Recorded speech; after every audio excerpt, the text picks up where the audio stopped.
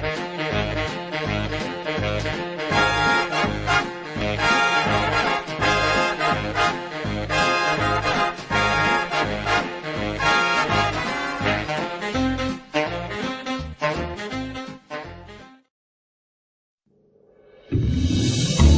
it's Miss Andrea here, aka the Barefoot Bombshell, and I thought because it's almost Christmas that we could switch it up a little bit.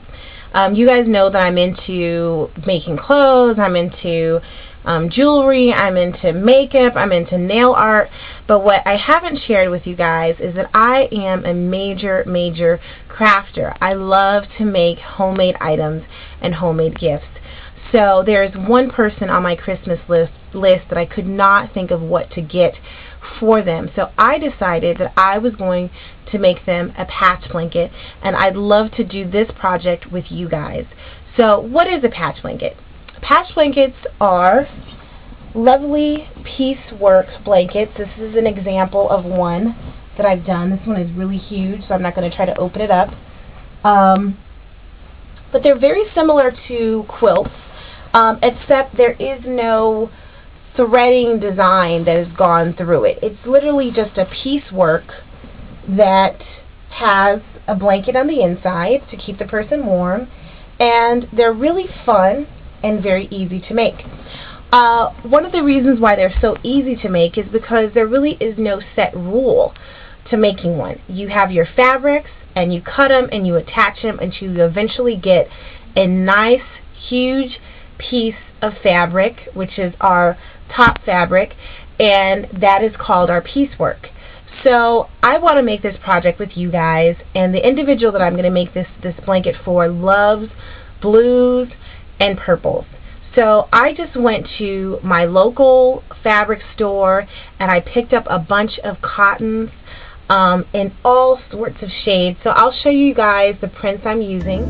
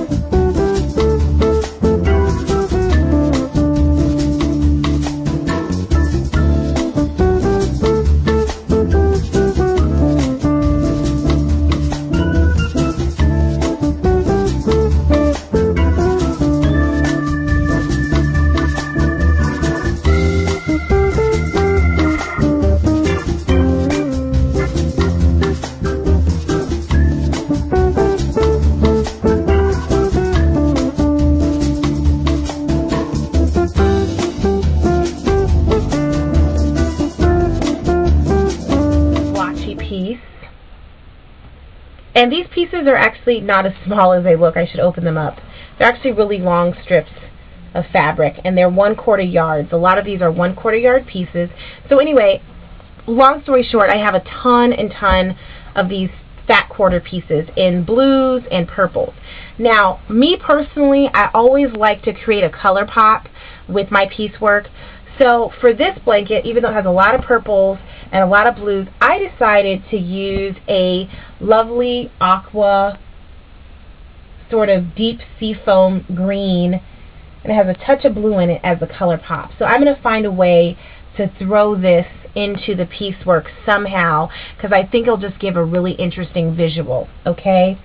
I'm going to do this project with you in a series of videos because I think it'll be easier to break it down. So I just wanted to let you guys know, when you choose your fabrics, you don't have to go out to the fabric store to buy fabric. Matter of fact, this patch blanket right here was made from just a ton of scraps of fabric that I had collected from either old sheets, old pillowcases, old shirts that weren't worn or had got a stain on it, and it actually came out very, very cute. Okay, so don't feel the need to go out to a fabric store and buy a bunch of cottons. If you have, a pile of shirts or whatever, or clothes that you keep on saying are to send to the Goodwill, but you never do, cut them up. You probably have some great fabric in there, and you'll have an amazing design when you're finished. As far as choosing how much fabric, it's totally up to you on how big you want the blanket to be.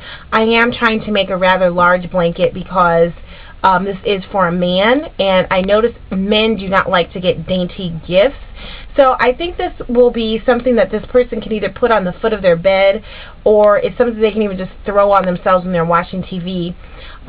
So the next video, I'll actually show you how I'm going to cut my fabric. And this design, like I said, is going to be all over the place. This particular batch blanket was more traditional. It had a lot of little squares in it and bordered pieces. I think I'm going to do this one more crazy.